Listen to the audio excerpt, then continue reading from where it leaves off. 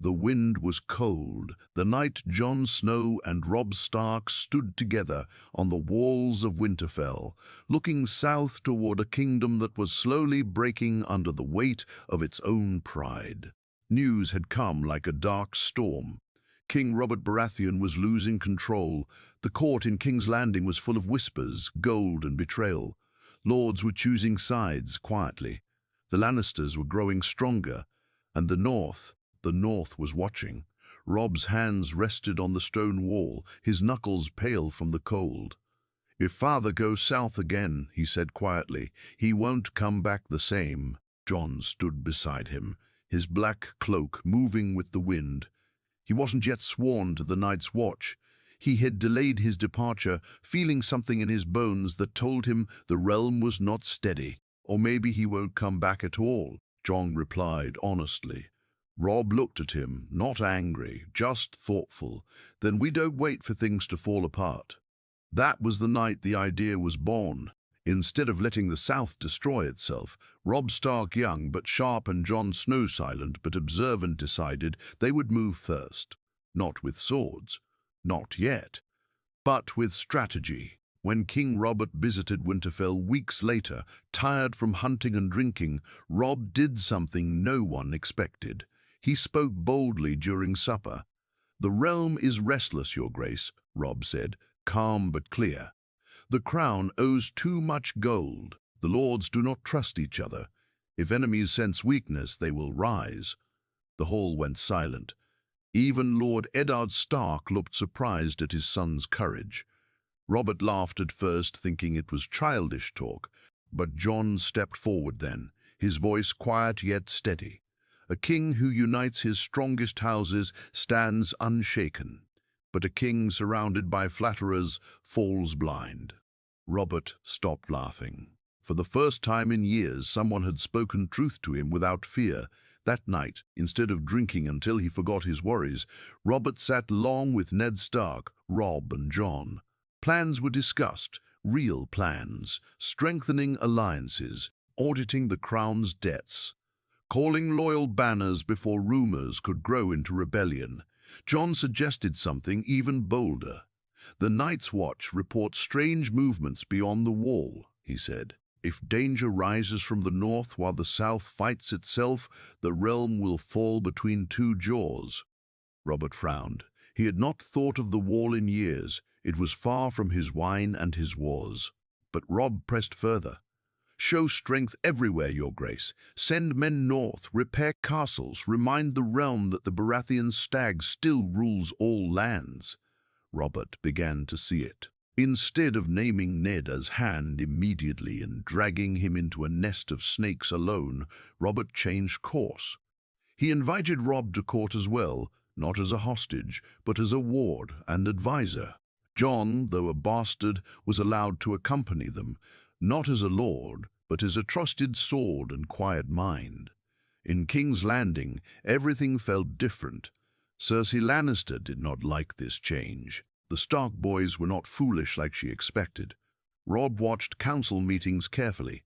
Jon listened more than he spoke, noticing who avoided eye contact and who smiled too much. When Littlefinger tried to mock Jon's place at court, Jon answered calmly, "Even a bastard sees when gold buys silence." The room grew tense. Robb focused on the realm's coin. He exposed how much debt the crown truly owed to the Lannisters. He advised Robert to reduce tournaments and feasts. The king grumbled, but slowly agreed. Robert began to change. He drank less. He drank less. He trained more. The old warrior inside him started waking up, and the lords noticed. Stannis Baratheon, watching from Dragonstone, saw strength returning to his brother. Renly, always smiling, realized the game was shifting. Tywin Lannister, far in the west, began to understand that the north was no longer silent. But danger does not disappear just because men act wisely. Whispers of Joffrey's cruel nature reached Jon's ears. Servants talked when they thought no one listened. Robb noticed how the prince treated common people with disgust and boredom. One evening, Jon told Robb quietly, "If the future king rules with fear and madness, all this effort will mean nothing." Robb's jaw tightened. "Then we make sure the realm knows the truth before it is too late." The seed of a different future was planted. Robert Baratheon's reign was no longer drifting toward ruin. With Robb's honor and Jon's sharp mind guiding him, it was becoming stronger. But power creates enemies. And somewhere in the shadows of the Red Keep, plans were already forming to remove the Stark influence before it could fully bloom. The Game of Thrones had changed, and the first move had just been made. The air inside the Red Keep began to feel heavier with each passing day. It was not the heat of King's Landing nor the smell of the sea drifting in from Blackwater Bay. It was tension. A quiet tension that wrapped around the halls like a snake, waiting to strike. Robb Stark was learning quickly. The court was not a battlefield where swords clashed openly. It was a place where smiles hid knives. Every word mattered. Every silence mattered more. Jon Snow walked beside him one morning as they crossed the courtyard where knights trained under the hot sun. "They are watching you," Jon said softly, not turning his head. "I know," Robb replied. "Let them." But the truth was deeper than that. The Lannisters were not just watching, they were planning. Cersei had grown restless. Robert was no longer easy to control. He asked more questions now. He demanded reports on spending. He called Stannis back to court. He even began training with his warhammer again, the sound of metal striking wood echoing through the yard like a reminder of the man he once was. And all of it started after the Stark boys arrived. One evening, Robb was summoned to a small council meeting unexpectedly. Jon was not allowed inside, but he waited outside the chamber doors. Inside, the room was thick with serious faces. Robert, Lord Varys, Pycelle, Renly, and, surprisingly, Tywin Lannister himself, who had just arrived from the west. Tywin's green eyes rested calmly on Robb. "You are bold for your age," he said in a smooth, cold voice. "I speak only for the stability of the realm," Robb answered respectfully. Tywin folded his hands. "Stability is a delicate thing. Too much change can shatter it." Robert leaned forward heavily. "The boy speaks sense, Tywin. The crown will not drown in debt anymore, and I will not have whispers of weakness spreading." Tywin's gaze shifted to the king, unreadable. "Of course, Your Grace," but Robb felt something behind those words. Resistance. After the meeting, Jon joined him in the corridor. "Tywin Lannister does not fear many men," Jon said quietly, "but he fears losing control." Robb nodded. "Then we have already won half the battle." Yet danger was not coming only from the Lannisters. A letter arrived from the Wall. The Night's Watch reported strange disappearances beyond the trees, wildlings moving in larger numbers, dead men found with blue eyes. Jon read the letter twice, his face pale but steady. "This is real," he told Robb. "Whatever is beyond the Wall is waking." Robb brought the news to Robert immediately.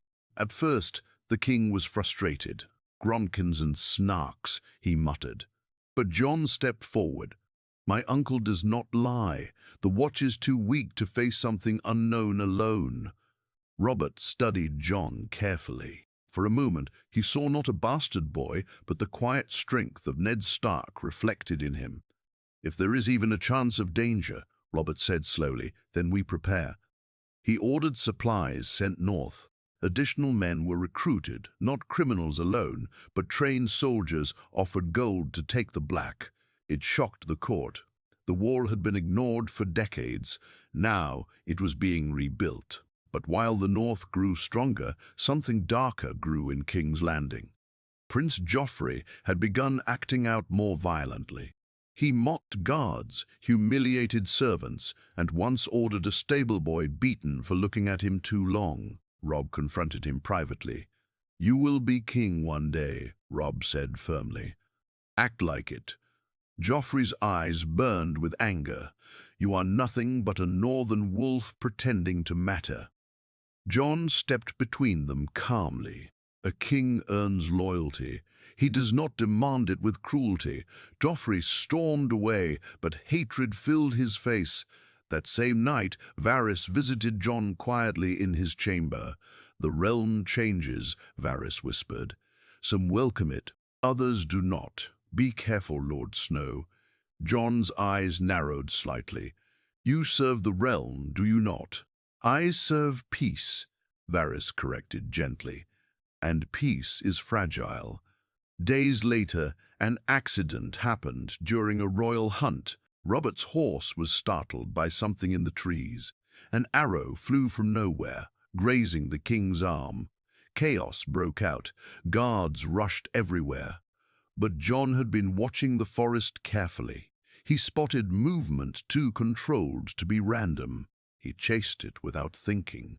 Deep among the trees, he found a man dressed like a common hunter, but his boots were too fine, his hands too steady. The man drew a dagger. They fought quickly and fiercely. Jon was faster. He disarmed him and forced him to the ground. Before the man could speak, he bit down on something hidden in his mouth. Poison. He died smiling. Jon searched the body. No sigil, no clear loyalty, only a small golden lion sewn subtly inside the lining of his cloak. When Robert learned of it, his face turned red, not from wine, but from rage. "They think me weak," he growled. "They think I can be removed like some drunken fool." For the first time in years, the Storm King was awake. Robb stood beside him. "Then show them they are wrong." Robert nodded slowly. "Call the banners quietly. Send word to Stannis, and double the guard." The game was no longer silent. It had become a war of shadows, and someone in King's Landing had just failed their first attempt to change the future. But they would not stop, because power, once threatened, fights back harder than ever. The failed assassination changed everything. King's Landing no longer felt like a city of silk and songs. It felt like a fortress preparing for siege. Guards doubled along the walls. The city watch patrolled day and night. Robert Baratheon did not laugh as loudly anymore. He did not drink until he forgot his name. He walked with purpose now. His warhammer carried beside him like an old friend returned from the grave. And everyone knew why. Jon Snow had saved the king's life. But instead of praise, danger followed him. Whispers began spreading through the Red Keep. Some said the North was trying to control the throne. Others claimed the Stark boys staged the attack to gain favor. Lies moved faster than truth in King's Landing. Robb understood the pattern immediately. "They cannot attack us with swords," he told Jon privately in their chambers. "So they attack with rumors." Jon's face remained calm, but his eyes were sharp. "Then we answer with proof." The golden lion stitched inside the assassin's cloak had not been shown publicly. Robert kept it secret for now. He wanted to see who would panic, and someone did. Cersei Lannister visited Robert that night, her expression controlled but tense. "You look tired, Your Grace," she said softly. "Perhaps the stress of false threats is clouding judgment." Robert stared at her longer than usual. False threats? She held his gaze. Enemies can plant symbols, mislead you, turn you against loyal families. Robert leaned forward slowly. Loyal families do not send knives into the woods. For the first time, Cersei did not have a quick answer. Meanwhile, Tywin Lannister remained silent, but too silent. He requested permission to return to Casterly Rock, claiming urgent matters in the west. Robert refused politely but firmly. "No lord leaves until I understand who tried to kill me," Robert declared during council. The room fell into cold silence. Varys watched everything carefully, his soft eyes hiding sharp thoughts. Littlefinger smiled as always, but his fingers tapped nervously against the table. Jon noticed it. That evening, Jon followed Littlefinger discreetly through the city streets. He moved quietly, blending into shadows as he once did in Winterfell's yards. Littlefinger entered a brothel he owned, but he did not stay in the public rooms. He went downstairs. Jon waited. An hour passed. Then a hooded figure slipped out through the back alley. The figure walked quickly toward the docks. Jon followed again. At the harbor, the hooded man handed a small pouch of coins to a sailor beside a ship flying no clear banner. Jon stepped forward suddenly. "Who are you sending messages to?" The hooded man panicked and ran. Jon chased him across wooden planks and crates. The man slipped, dropping a sealed letter. Jon caught him easily this time. Pulling back the hood revealed not a stranger but a young Lannister guard Jon had seen near Joffrey often. The guard trembled. I was ordered." "By who?" Jon demanded. Before the guard could answer, an arrow pierced his throat from the darkness. He collapsed instantly. Jon spun, but the shooter had vanished into the maze of ships. He picked up the dropped letter. It bore the golden lion seal. When Robb read it later, his jaw tightened. It speaks of removing northern influence before the stag fully wakes. Jon exhaled slowly. This is no longer subtle. The next morning, Robert called a private gathering in the throne room. Present were Cersei, Tywin, Stannis, who had finally returned, Renly, Ned Stark, Robb, and Jon. Robert stood before the Iron Throne, not sitting on it. "I was hunted like prey," he began, "but I am no deer, I am the stag." He threw the lion-stitched cloth onto the floor before everyone. Tywin's face did not change. Cersei's eyes flickered only slightly. "Someone believes my reign can be ended quietly," Robert continued. "They forget I won this throne in war." Stannis stepped forward, his voice cold and direct. "If there is treason, it must be rooted out completely." Robert nodded. "It will be."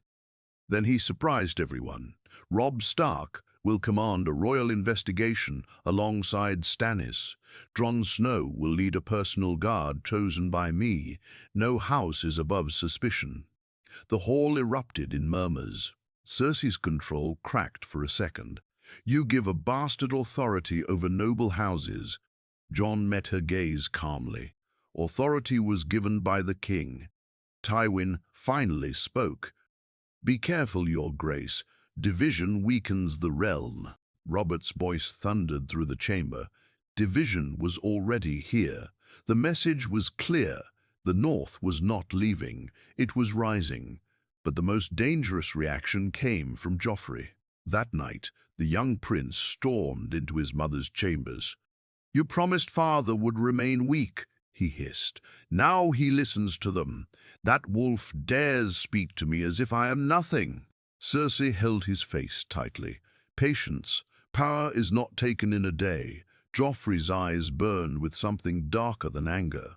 "If he will not die by accident," he whispered, "then perhaps he dies by blood." And far away, beyond the wall, something ancient stirred beneath the snow. While kings argued and lions plotted, blue eyes opened in the darkness. The realm was strengthening in the south. But a storm far colder was coming from the north, and soon Jon Snow would face a choice that could change everything. The tension inside the Red Keep was no longer hidden. It moved openly now, like smoke after a fire that refused to die. Robb Stark and Stannis Baratheon began their investigation quietly but firmly. They questioned guards, traced coin payments, and inspected records of ships leaving Blackwater Bay. Every small clue pointed toward hidden hands inside the capital, but never directly at the Lannisters. Whoever was behind the assassination attempt was clever. Jon Snow, meanwhile, had been given command of a selected royal guardmen loyal to Robert personally, not to gold or great houses. Some were Stormlanders who had fought beside Robert during the rebellion. Others were northern men Ned trusted. Jon trained them himself at dawn each day. "You protect the king," Jon told them. "Not his pride, not his habits, his life." Robert watched the training one morning, sweat dripping from his beard after joining them with his warhammer. "7 hells," he laughed, breathing heavily. "It feels good to fight again." Jon allowed himself a small smile. The king was changing, stronger, sharper, but danger moved faster than reform. One evening, a servant girl was found dead near the kitchens.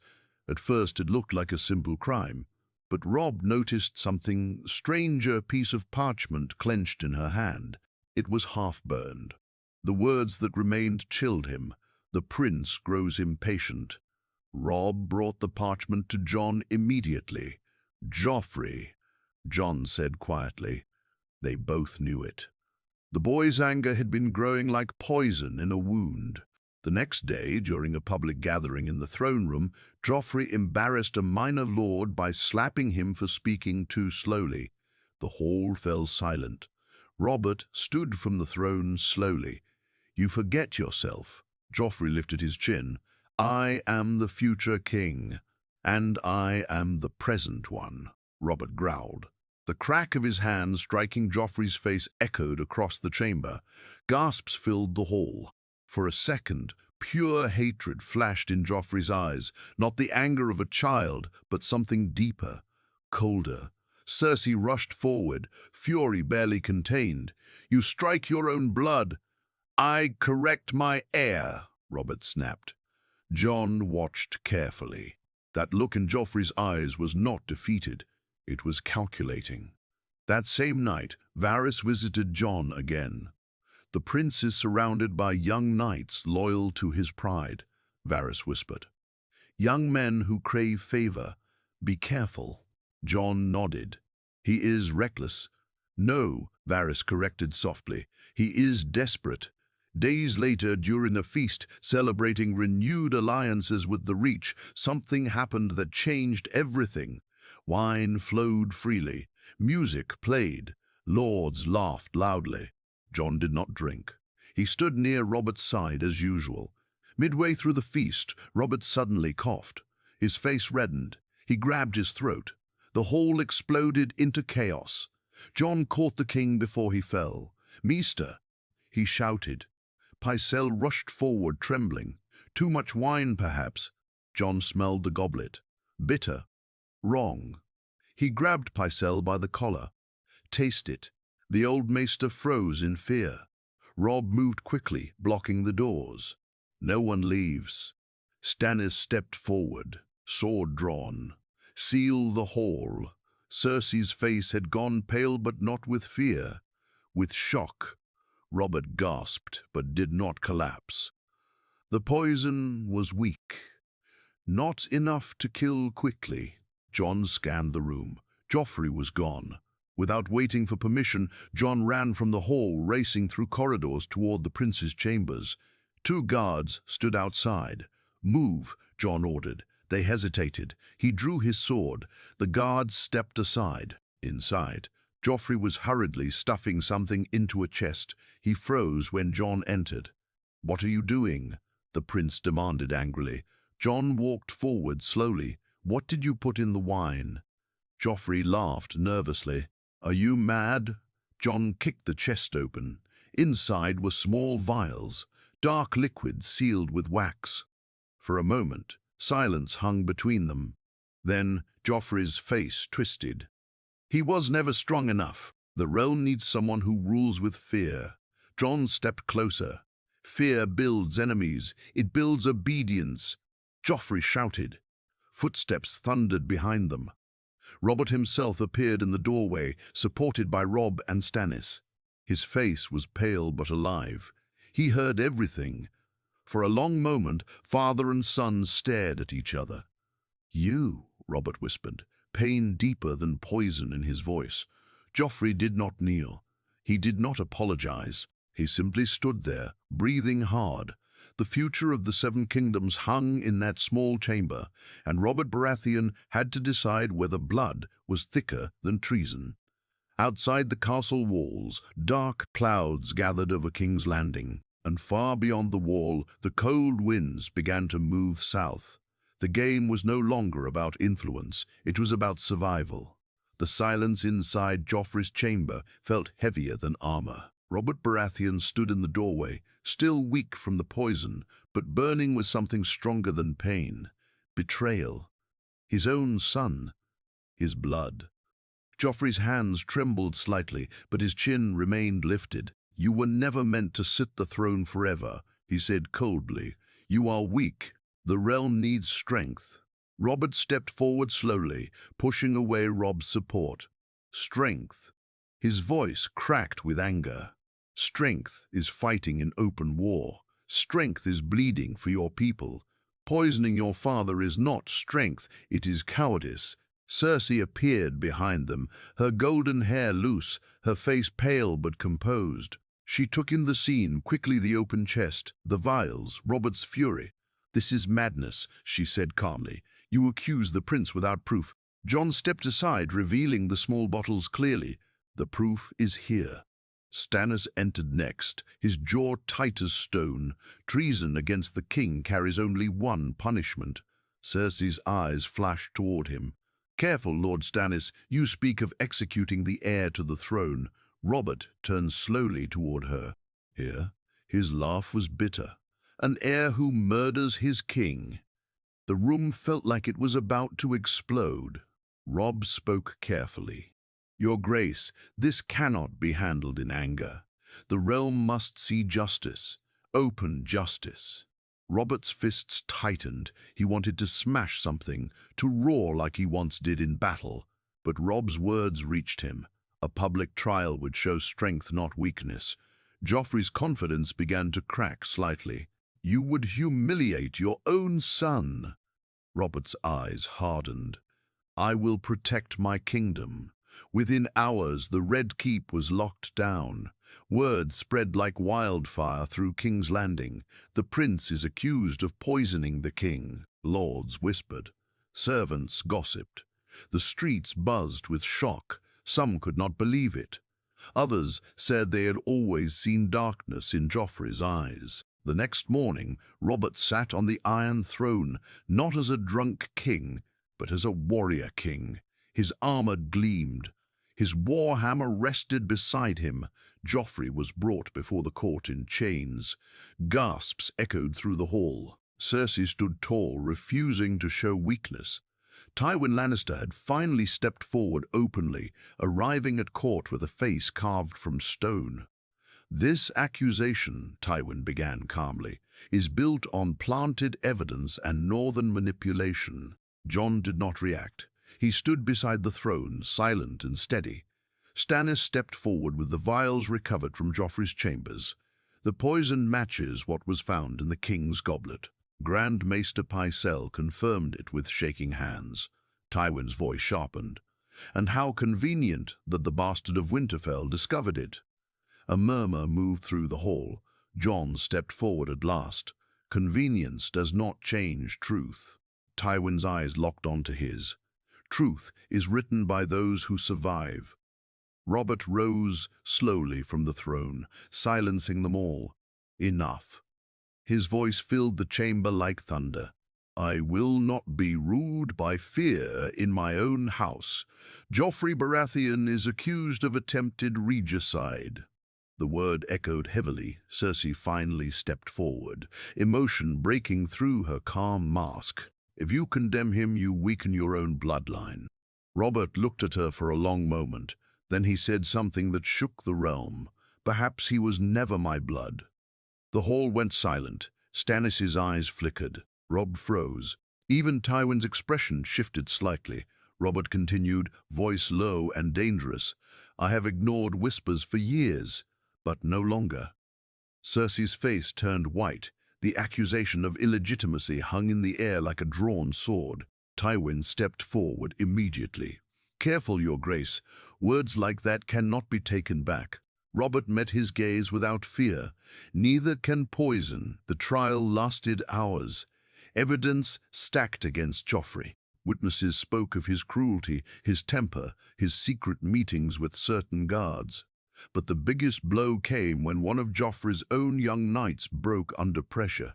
He said the realm needed a new king. The knight confessed, trembling. He said his father was blind and weak. Robert closed his eyes for a moment. When he opened them, the softness was gone. "Joffrey Baratheon is stripped of his claim and sentenced to imprisonment until I decide his final fate." Cersei gasped. "You cannot." "I can," Robert roared. Guards dragged Joffrey away. He did not beg. He stared at Jon as he passed, hatred burning brighter than ever. "This isn't over," he whispered. The Lannisters had been humiliated publicly, their power cracked but not broken. That night, Tywin met privately with Cersei. "You underestimated them," he said coldly. Cersei's voice shook slightly. "Robert questions the children's blood." Tywin's jaw tightened. "Then we move carefully. War now would destroy us. But patience wins kingdoms." Meanwhile, Robert called Robb, Jon, and Stannis to a private chamber. "If the boy is not mine," Robert said heavily, "then the throne passes differently." Stannis stood straighter. "By law, it would pass to me." Renly's name hung unspoken. The realm stood on the edge of another storm. But before any decision could be made, a raven arrived from the north. Its message carried only a few chilling words. "The wall has fallen silent." The dead walk. Jon felt the blood drain from his face. While kings fought over crowns, death itself was marching south. And soon, the throne would mean nothing at all. The raven's message changed the room completely. The wall has fallen silent. The dead walk. No one spoke for several long seconds. Even Robert Baratheon, a man who had faced armies without fear, looked unsettled. Jon Snow stepped forward first. "This is not rumor." The Night's Watch would never send such words lightly. Stannis read the message again, his jaw tight. "If the wall is truly breached, it means the realm faces an enemy that does not care for crowns," Robb finished quietly. Robert walked toward the window, staring out at King's Landing. The city was loud as always. Merchants shouting, bells ringing, ships arriving. The people had no idea that something ancient and terrible might be moving toward them. "All these years," Robert muttered, "we fought each other for power and ignored the true threat." Jon's voice was steady. "We still have time, but only if we act now." And this time, Robert did not hesitate. Before sunset, ravens flew from King's Landing in every direction. To Winterfell, to Storm's End, to Highgarden, even to Dawn. The king called for unity, not against rebellion, but against the coming darkness. "The North will not stand alone," Robert declared before his council. "We march together." Tywin Lannister remained silent during the meeting, but his eyes were calculating. War in the North would require Lannister gold and soldiers. Refusing would make them look weak or worse, traitorous after Joffrey's disgrace. Cersei, however, saw opportunity. If the realm marched north, chaos could still serve her. Armies divided, loyalties tested, accidents possible. That night, Jon stood on the balcony overlooking Blackwater Bay. The wind carried salt and distant thunder. Robb joined him quietly. "You always knew this was coming, didn't you?" Robb asked. Jon nodded slowly. "I felt it. The stories old Nan used to tell, they were not just stories." Robb exhaled. "Then we fight two wars, one against the dead, and one against those who still crave the throne." Jon looked south, toward the darkness beyond the city. "If the dead reach here, no throne will matter." Within days, preparations began. Robert himself would lead the southern armies north, a move no one expected. The Storm King riding again stirred something powerful in the hearts of men. Soldiers who once saw him as a drunken ruler now saw the warrior who had won the throne. Stannis organized supplies with cold efficiency. Robb wrote to Winterfell, ordering the North to prepare defenses beyond Moat Cailin. Jon requested permission to ride ahead to the wall with a small force. "You know the North better than any of us," Robert told him. "Go, see the truth with your own eyes." Cersei watched all of this carefully. One evening, she visited Tyrion Lannister privately. "You enjoy chaos, little brother," she said quietly. Tell me what happens if the king dies in battle against monsters no one understands." Tyrion studied her. "If you are planning something, sister, remember this: dead men do not fear politics, but living soldiers do." Cersei's eyes hardened. Fear is useful. Meanwhile, far to the north, the situation was worse than the Raven described. Jon and his small force rode hard for days. As they approached Castle Black, they noticed something wrong immediately. No horns, no torches on the wall. The great gate stood open. Jon's horse slowed as dread filled his chest. They entered cautiously. The courtyard was silent. Snow covered abandoned weapons. Blood stained the ground, frozen dark.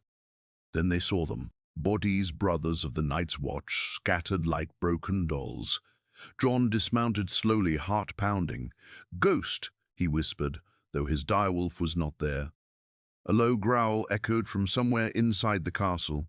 Jon drew his sword. From the shadows of the Lord Commander's tower, a figure stumbled forward. It wore black.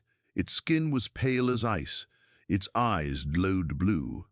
Dead, but walking. One of Jon's men screamed as the creature moved unnaturally fast, slashing with frozen hands. Steel met ice. Jon fought with everything he had.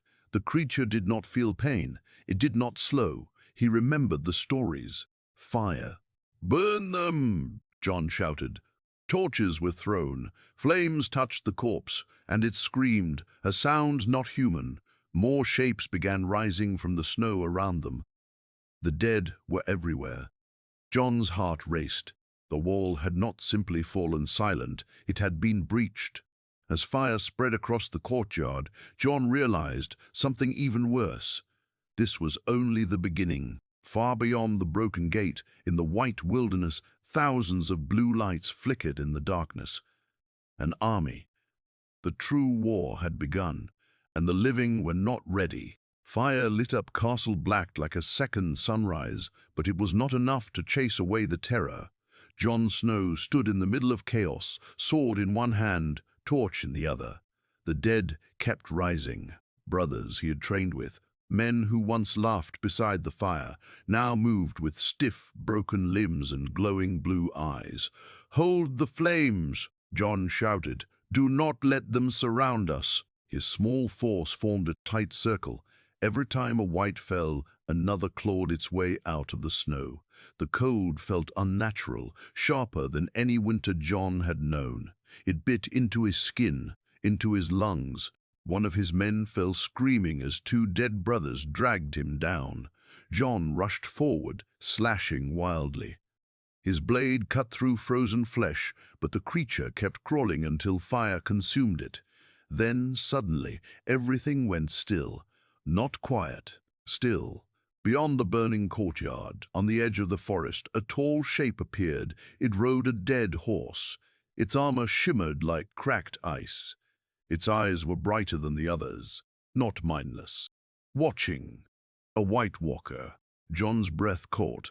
This was not just death walking, this was command. The creature tilted its head slightly, as if studying him. Then it slowly raised one pale hand. In the distance, beyond the trees, thousands of blue lights flickered in answer. An army without end. Jon understood in that moment the wall had not simply been attacked. It had been abandoned from within. Something had allowed this to happen. "Fall back," Jon ordered. "We cannot hold this." Reluctantly, his men began retreating toward the stables where horses waited. The flames gave them cover, but the cold grew stronger with every step. As Jon mounted his horse, he looked back one last time. The White Walker was still there, unmoving, waiting. Then, as if satisfied, it turned and vanished into the forest. The army's light slowly faded with it. Jon's heart pounded. This had been a message. We are coming. They rode hard south without stopping. Days later, they reached Winterfell. Robb was already preparing the North's banners. When Jon entered the great hall, covered in ash and dried blood, every voice fell silent. "It's true," John said, not wasting time.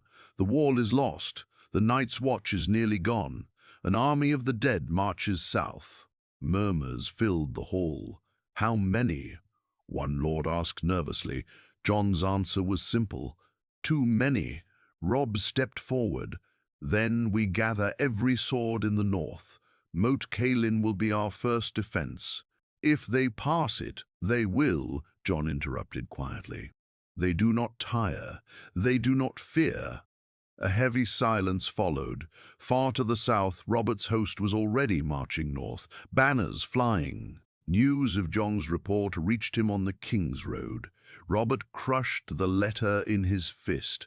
"Then we meet them head-on." Stannis rode beside him, calm as ever.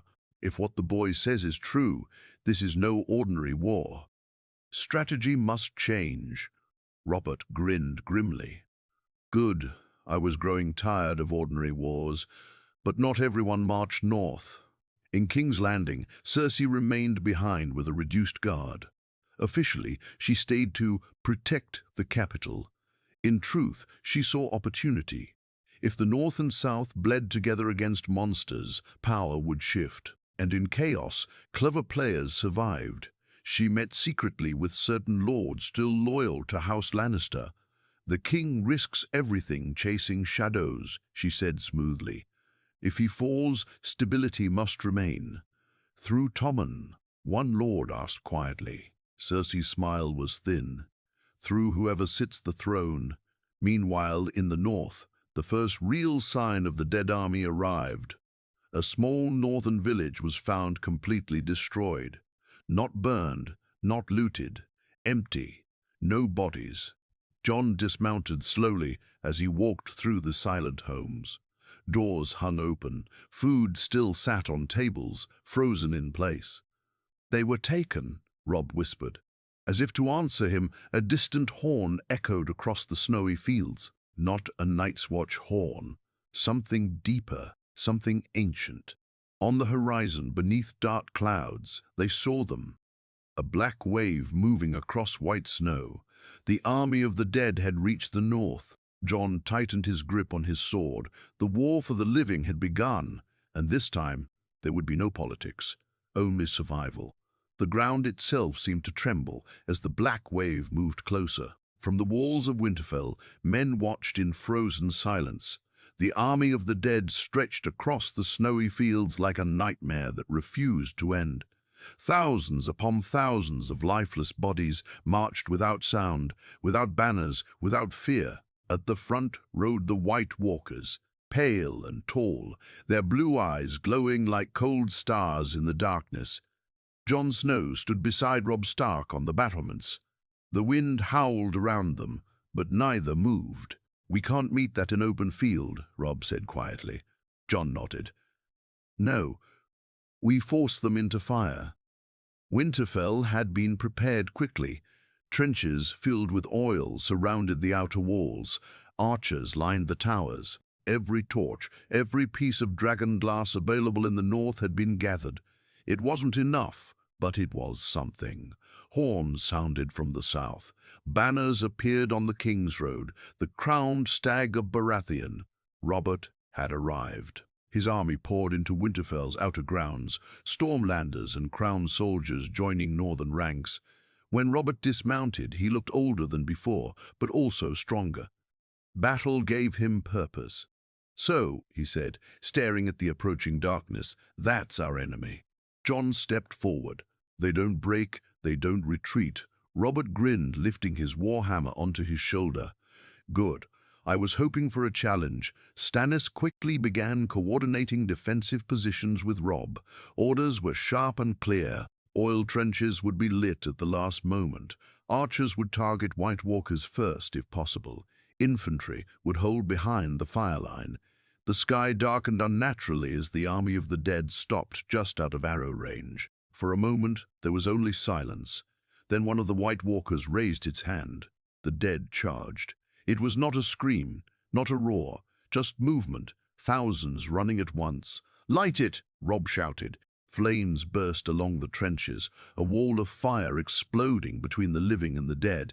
The first wave of whites ran straight into it, burning, collapsing, but more kept coming, piling over their own burning bodies to create bridges.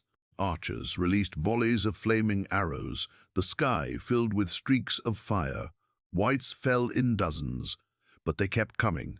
The sound of bodies hitting shields echoed across the battlefield. Ladders formed from corpses as the dead climbed over each other. Jon leapt into the fight when the first white reached the wall. Steel clashed against frozen bone. He drove dragon glass into one creature's skull, watching it shatter into ice. Nearby, Robert fought like the warrior of old. His warhammer crushed skulls with brutal force. Each swing broke 2 or 3 at once. He laughed, not from joy, but from fury. This is what a real war looks like. He roared, then something changed. The fire in one section of the trench suddenly died. A freezing wind swept across it unnaturally. A white walker had stepped forward. It lifted its spear and pointed. The flames vanished in that area, turning to smoke and frost. The gap opened.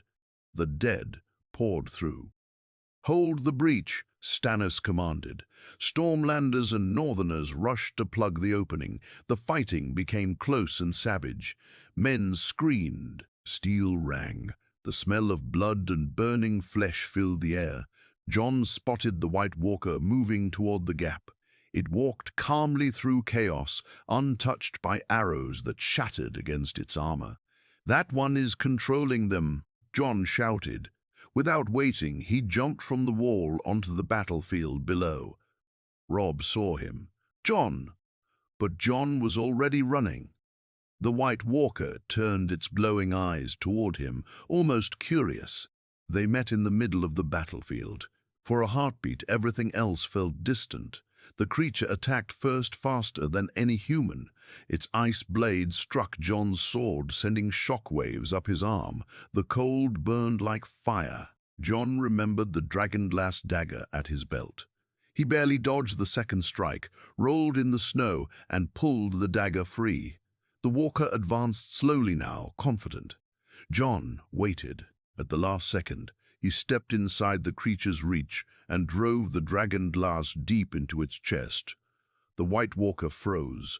A sound like cracking ice echoed loudly. Then it shattered into 1,000 pieces. Across the battlefield, dozens of whites suddenly collapsed lifeless into the snow. A ripple of hope spread through the living ranks. "They can be killed," someone shouted. Robert saw it happen and roared in triumph. "Forward for the realm!" But even as one walker fell, more stepped forward from the shadows beyond. 3, 5, 10. The army had not weakened, it had only tested them. The real assault was still coming, and above the battlefield, dark clouds swirled unnaturally. Something larger was moving within the storm, something far worse than the soldiers below. The storm above Winterfell did not move like a normal storm. It twisted, it circled, and inside it, something massive shifted. Jon Snow stood over the shattered remains of the White Walker he had killed, breathing heavily, his arm numb from the cold strike. Around him, men were cheering as dozens of whites had collapsed with their fallen master. But the victory lasted only seconds. A deep, unnatural roar echoed from the sky. Every man on the battlefield looked up. Out of the swirling black clouds, a giant shape burst forward. A dragon. Its wings were torn in places, its scales pale and rotting. Blue fire burned in its throat instead of red. The dead had a dragon. Horses panicked. Men stumbled backward in terror. Even Robert's roar faded into stunned silence. "No!" Robb whispered from the wall. The undead dragon circled once above Winterfell, its glowing eyes scanning the battlefield like a predator. Then it opened its jaws. Blue flame poured down like a river of death. The northern wall exploded in ice and stone. Screams filled the air as men were thrown like dolls. Towers cracked. Fire met frost and died instantly. Jon felt the heat of fear more than the cold now. "We fall back to the inner walls," Robb shouted, but chaos had already begun. The dragon's second blast tore through the outer gate, shattering wood and iron. The dead surged forward through the broken defenses. Robert rallied his men at the breach. "With me," he thundered, smashing wights left and right. Stannis moved like iron discipline in motion, organizing a retreat without panic. "Regroup! Protect the king." Jon ran toward Robb as snow and ash fell around them. "That dragon changes everything. We can't fight that in the open," Robb replied. Above them, the undead beast landed briefly outside the walls, crushing dozens of corpses under its weight before taking flight again. Its roar shook the ground. From the far end of the battlefield, a figure appeared on a ridge of snow. Tall, silent, crowned in ice, the Night King. Even from a distance, his presence felt crushing. The storm seemed to obey him. He raised one hand slowly. The fallen northern soldiers' men who had just died, defending Winterfell, began to move. Jon froze. Friends he had spoken to hours ago were rising with blue eyes. "Burn the bodies," Jon shouted desperately. But there was no time. The dead were already inside the broken outer defenses. The fight turned brutal inside Winterfell's courtyard. Steel clashed in tight spaces. Men slipped in blood and snow. Fire barrels were rolled into choke points and lit, slowing the advance. Jon fought beside Robb now, their swords moving in rhythm like when they trained as boys. "We can't hold forever," Robb yelled over the chaos. "We don't need forever," Jon answered. "We need a way to stop him." He glanced toward the ridge where the Night King stood, watching calmly, the true enemy. Robert suddenly appeared beside them, covered in blood, most of it not his own. "That flying corpse is mine," he growled. "Your Grace, that is no normal beast," Jon warned. Robert's eyes burned with the old fire of rebellion. "Then I'll make history again." Before anyone could stop him, Robert mounted a horse and charged toward the outer field, warhammer raised. Several Stormlanders followed without hesitation. "Robert!" Stannis shouted from behind, but it was too late. The undead dragon swooped low again. Robert hurled his warhammer with everything he had.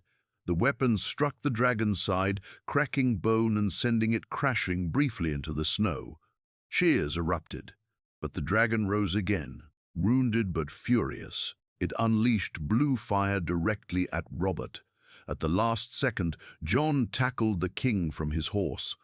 The blast scorched the ground where Robert had stood, freezing and burning at once.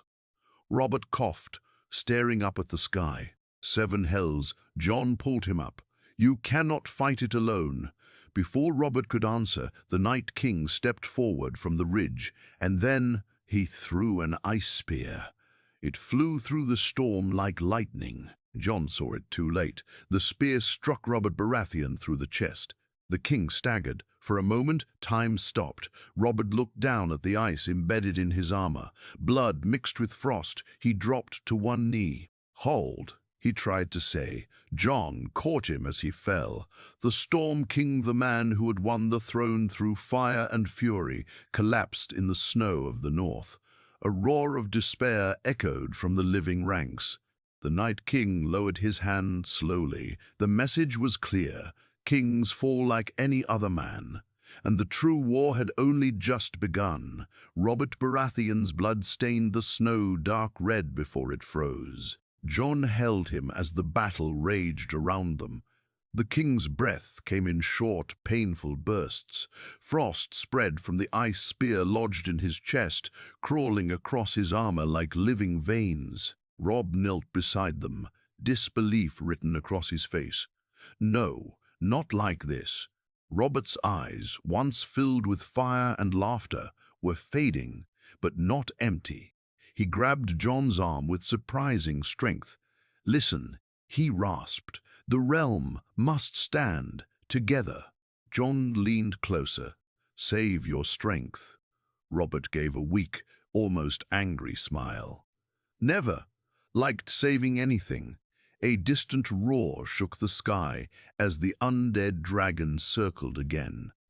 The Night King watched from afar, unmoving, patient. Robert coughed blood. Stannis, tell him duty. Robb swallowed hard. We will finish this. Robert's gaze shifted between the two young men who had changed his reign. You were right, he whispered. Both of you, stronger than we were. His grip loosened. The Storm King was gone. For a moment, Jon forgot the battle, forgot the cold. He felt only the weight of loss. Then the ground trembled again. The Night King raised his hand. Jon's heart dropped.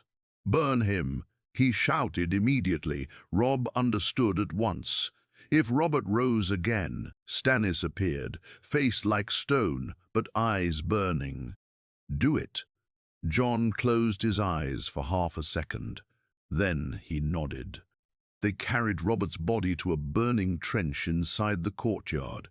As flames touched him, the frost cracked and hissed. The fire rose high, swallowing the king before death could claim him twice.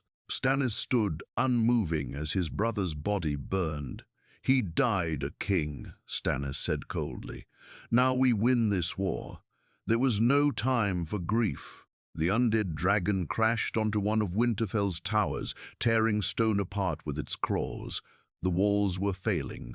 The dead poured in from multiple breaches now.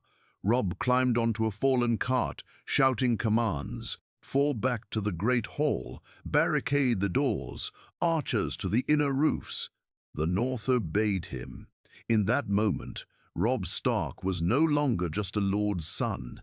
He was a king in all but name. Jon fought toward the center of the courtyard again, cutting down wights that had once been northern soldiers. Each strike felt heavier than the last. Through the smoke and chaos, he saw the Night King begin walking forward. Not riding, walking. Each step slow and certain. The storm followed him. Stannis saw it too. He comes for the castle itself. Jon's mind raced.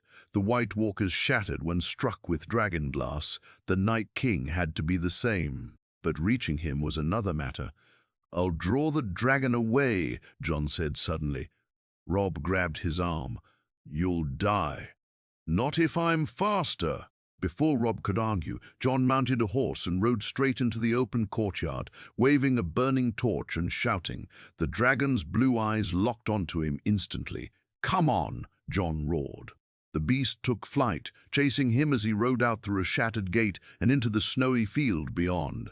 Inside Winterfell, the Night King continued forward. Whites parted around him like obedient shadows.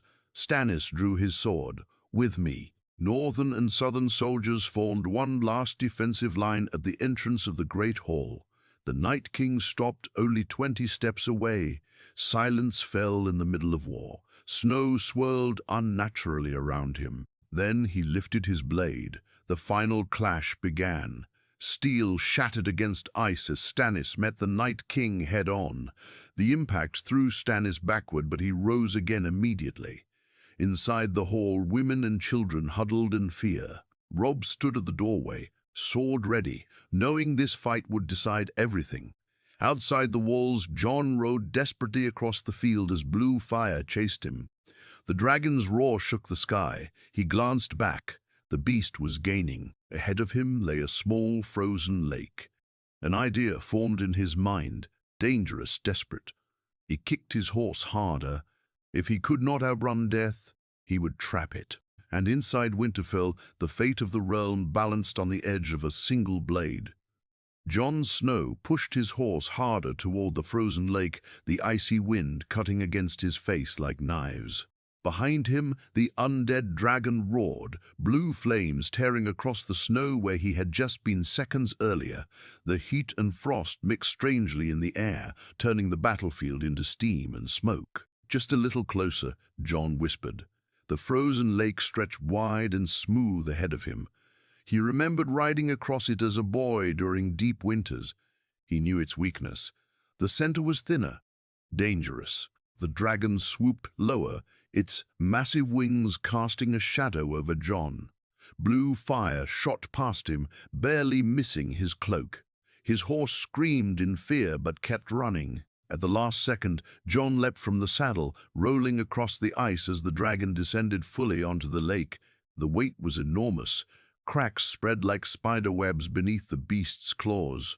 The dragon roared in fury and launched another blast of blue flame, but the ice beneath it shattered. With a thunderous crash, the undead dragon fell into the freezing black water. Jon scrambled away as chunks of ice broke around him. The creature thrashed violently, its wings slamming against the edges of the frozen surface. The water hissed where blue fire touched it. For a moment, hope flared, but then the Night King, far across the field near Winterfell, slowly turned his head toward the lake. He raised his hand. The water began to freeze again, unnaturally fast. Ice climbed over the dragon's body like armor. The beast stilled. Then, slowly, it began to rise. The lake froze solid beneath it. Jon's heart sank. Even the elements obeyed him. The dragon climbed back onto the ice, weaker perhaps, but not destroyed. Jon stood alone, sword in hand, staring at death reborn again. Back inside Winterfell, the clash between Stannis and the Night King shook the courtyard. Every strike of ice blade against steel echoed sharply. Stannis fought with cold fury, his movements disciplined and precise. But the Night King was stronger, inhuman. One powerful strike sent Stannis crashing into the stone steps. Robb rushed forward with northern guards attacking together. Dragonglass weapons cut through nearby White Walkers, shattering two of them into frozen shards. But the Night King moved faster than expected. He grabbed one northern lord by the throat and crushed it effortlessly before tossing the body aside. Robb charged with a shout, their swords clashing in a burst of frost. The cold bit into Robb's hands instantly, but he held his ground. "You will not take the north." Robb roared. The Night King said nothing. He simply pushed forward. Robb fell back step by step, boots sliding on icy stone. Just as the Night King raised his blade for a killing strike, a flaming arrow struck his shoulder. The ice armor cracked slightly. Melisandre stood at the top of the steps, her red robes flowing in the storm. "The Lord of Light is not finished," she declared. Her eyes burned as she whispered something in a language none of them understood.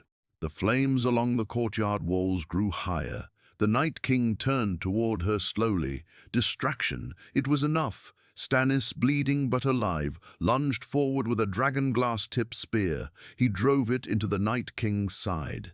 The courtyard froze completely silent. A crack formed across the Night King's chest. For a heartbeat, it looked like he would shatter, but instead he grabbed the spear and snapped it in half. The crack sealed over with ice. Despair spread through the living ranks. Outside, Jon saw the dragon take flight again, shaking off frozen water. It was slower now, but still deadly. Jon realized something. The Night King had healed. Dragonglass alone would not end him. There had to be more. Jon's thoughts raced back to the old stories, Valyrian steel, his sword. He gripped it tightly. Inside Winterfell, the Night King raised both hands. Every fallen soldier in the courtyard began to rise again. The living were growing fewer. The dead were endless. Jon mounted a riderless horse quickly and galloped back toward Winterfell. The dragon followed, wounded but furious. As he approached the burning castle, he saw Robb still fighting, Stannis barely standing, and the Night King advancing steadily toward the great hall. Jon didn't slow. He rode straight through the chaos, leaping from his horse as he reached the courtyard. "Get back!" he shouted.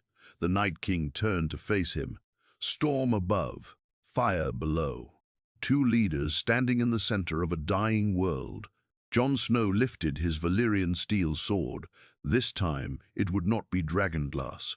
This time it would be steel born from dragon fire, and one of them would fall,